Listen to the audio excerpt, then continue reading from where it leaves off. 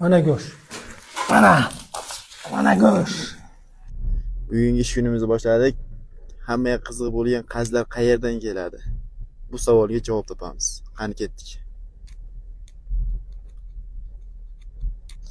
Assalomu alaykum, Rahmon aka. Alaykum assalom.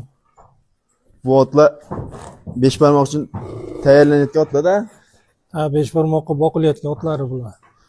Xudo xohlasa bu otlar necha kundan boqiladi? To 5 barmoqqa so'yishga tayyor bo'lguncha.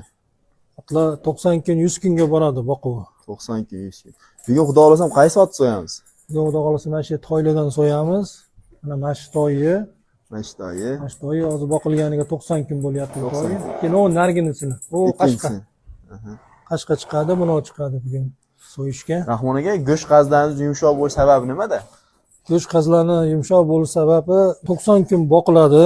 Boquv yetganda olib chiqib so'yamiz otlarni. Bizni kuzatib boring, biz so'yish jarayoniga birgalikda ketib boramiz.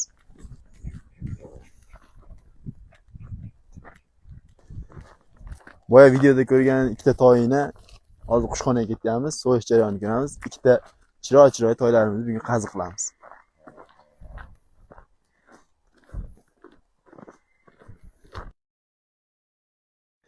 Ot so'yish jarayoniga yetib keldik. Qolgan jarayonlarni video davomida kuzatib boring. Chiroyli toyi sifat go'shtlari. Mana go'sht. Mana go'sht. Mana. Kelaverasizlar. Barra sifat go'shtlar.